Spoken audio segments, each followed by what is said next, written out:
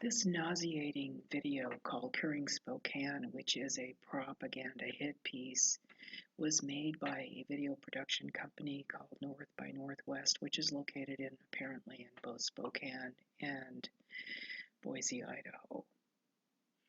And what it has done is given voice to the business owners and oligarchy in Spokane in support of what Boise wants to do in criminalizing the homeless through Martin versus Boise, taking that case, which has already gone through the Ninth Circuit, which is obviously a violation of the Constitution and the Bill of Rights, and trying to get the SCOTUS to overturn the decision. If the SCOTUS overturns that decision, that is insane, because it's a clear violation of the Constitution. So here's someone who supports criminalizing the homeless and is really happy about this propaganda. During my searches on Curing Spokane, I found this Curing Spokane and Propaganda, which is a fabulous page on Facebook. On the Curing Spokane and Propaganda website, which is also Boise propaganda. In other words, they're working together. That's why the video was made. They talk about how they use demonizing in the video, claiming you have to have a police escort, etc., to go and film the camera with the camera crew.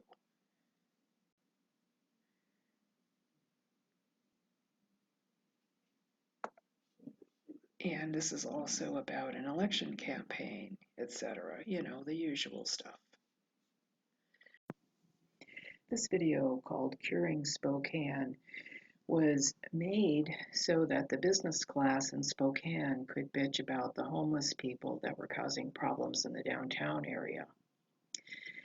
And before I say anything else, I should say that I went to college in Spokane my last 2 years, and I actually had to take some prerequisites. I had been pre-med and then political science, and then I decided that I was going to go get a nursing degree and then go back to school later and do something else. But I had health problems, so that was never possible.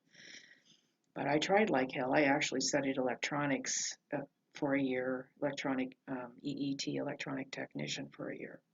But while I was there, the college was 4 different colleges pooling their resources together, and it was called the Intercollegiate Center for Nursing Education. I think they've changed the name because that's a horrible name. And I worked full-time at Eastern State Hospital, which is one of the 2 state psychiatric facilities.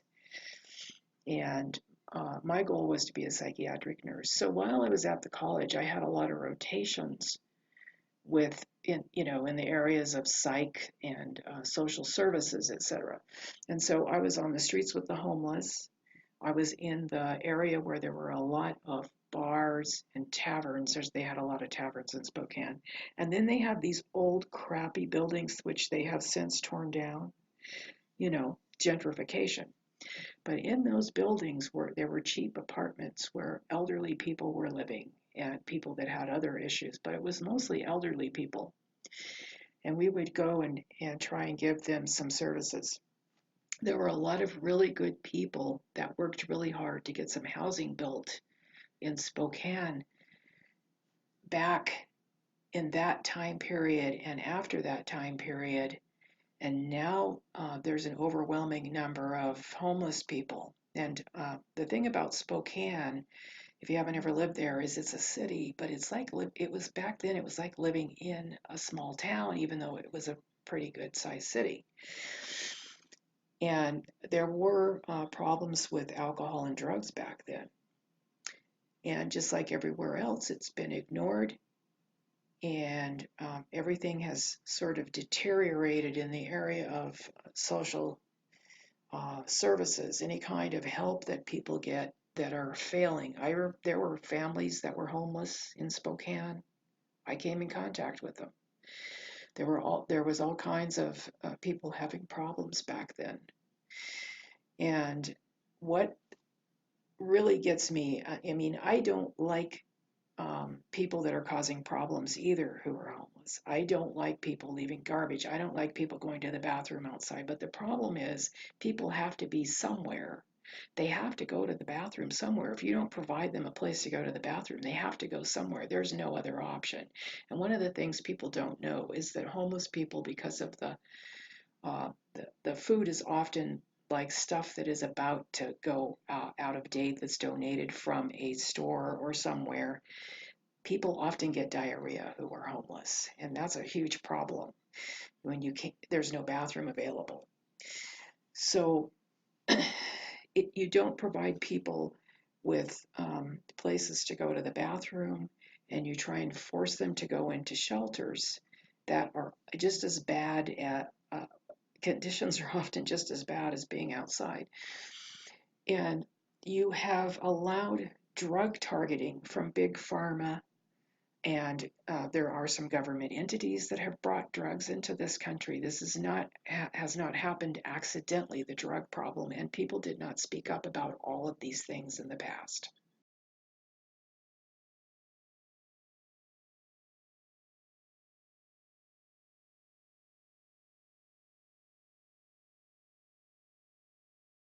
This is from the book The Value of Homelessness: Managing Surplus Life in the United States by Craig Wills.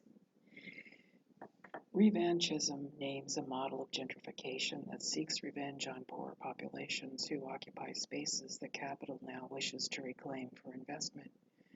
An expanding and increasingly hostile police presence has accompanied this real estate pushout.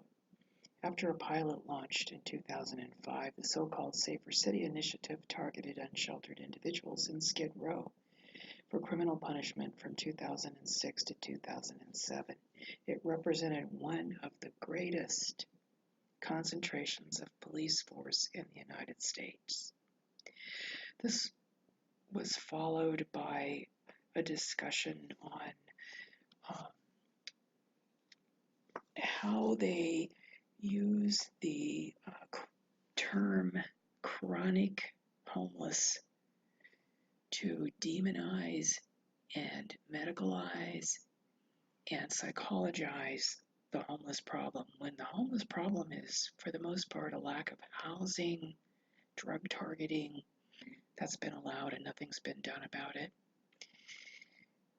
And so now that the problem is getting larger, those who created the problem in the inner cities with gentrification and making profits in other ways are now seeking to harm the homeless people even more.